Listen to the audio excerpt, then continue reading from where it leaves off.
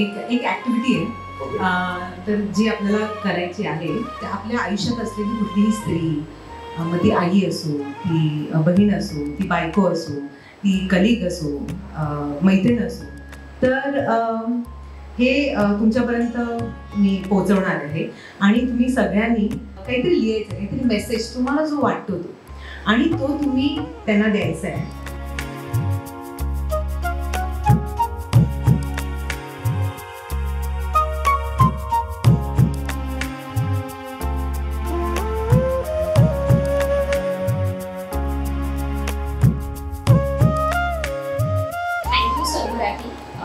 माझ्या आईबद्दल आणि माझ्या सासूबद्दल मला इथे व्यक्त होण्यासाठी ऍक्च्युली मला असं कल्पना आली की बोलताना तर मला भरून येते.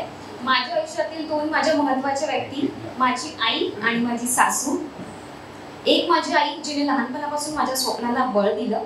वडील रिक्षा चालवत असतानाही त्यांच्यासोबत संसाराचा गाडा ओढत तिने माझी सगळी स्वप्न पूर्ण केली. आणि लग्न झाल्यानंतर माझी सासू, जी मला आईसारखं वाढवतीये.